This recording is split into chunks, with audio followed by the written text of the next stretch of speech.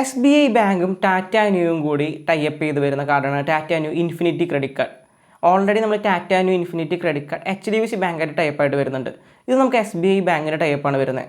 നമുക്ക് ഈ കാർഡിൻ്റെ ഫീച്ചേഴ്സ്, എലിജിബിലിറ്റി, ആർക്കൊക്കെയാണ് ഈ കാർഡ് കൂടുതൽ ആപ്റ്റ് ആയിട്ടുള്ള എല്ലാ കാര്യം നമുക്ക് ഈ വീഡിയോയിൽ നോക്കാം. ഈ കാർഡിൻ്റെ കൂടെ നമുക്ക് വെൽക്കം ബെനിഫിറ്റ് വരുന്നുണ്ട്. 1499 രൂപയുടെ ന്യൂ കോയിൻസ് ആണ് നമുക്ക് കിട്ടുന്നത്. ഈ കാർഡിൻ്റെ ഫീച്ചേഴ്സ് നമുക്ക് നോക്കാം.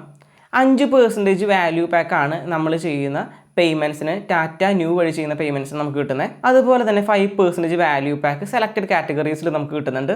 UPI പേയ്മെൻറ്റ്സിന് നമുക്ക് 1.5% ആണ് നമുക്ക് ന്യൂ കോയിൻസ് കിട്ടുന്നത്. ബട്ട് ഇത് നമ്മൾ ടാറ്റ ന്യൂവിൻ്റെ ആപ്ലിക്കേഷൻ വഴി ചെയ്യുന്ന UPI പേയ്മെൻറ്റ്സിനാണ് നമുക്ക് ഈ ക്യാഷ് ബാക്ക് കിട്ടുന്നത്. 1% ഫ്യൂവൽ സർചാർജ് പേപ്പറും കൂടി ഈ കാർഡിൽ ഇൻക്ലൂഡഡ് ആണ്. 500 രൂപ മുതൽ 4000 രൂപ വരെയുള്ള ട്രാൻസാക്ഷനാണ് നമുക്കിത് അപ്ലൈ ചെയ്യാൻ പറ്റുന്നത്. ഈ കാർഡിൻ്റെ കൂടെ നമുക്ക് ലൗഞ്ച് ആക്സസ് ഫെസിലിറ്റി കിട്ടുന്നുണ്ട്. ഇയർലി നമുക്ക് 8 ഡൊമസ്റ്റിക് ലൗഞ്ച് ആക്സസും 4 ഇൻ്റർനാഷണൽ ലൗഞ്ച് ആക്സസ് ആണ് വരുന്നത്.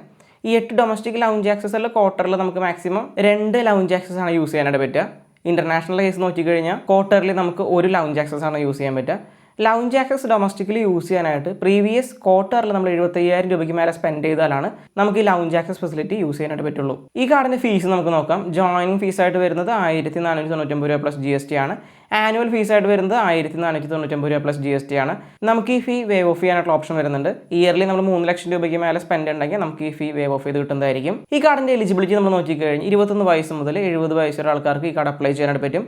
സാലറിഡ് ആൻഡ് സെൽഫ് എംപ്ലോയ്ഡ് ആൾക്കാർക്ക് ഈ കാർഡ് അപ്ലൈ ചെയ്യാം. സ്റ്റേബിൾ സോഴ്സ് ഓഫ് ഇൻകം ആണ് നമുക്ക് റിക്വയർഡ് ആയിട്ടുള്ളത്. അതുപോലെ തന്നെ നല്ലൊരു സിബിൽ സ്കോറും കൂടി ഉണ്ടെങ്കിലാണ് ഈ കാർഡ് അപ്രൂവ് ആയിട്ട് കിട്ടുക.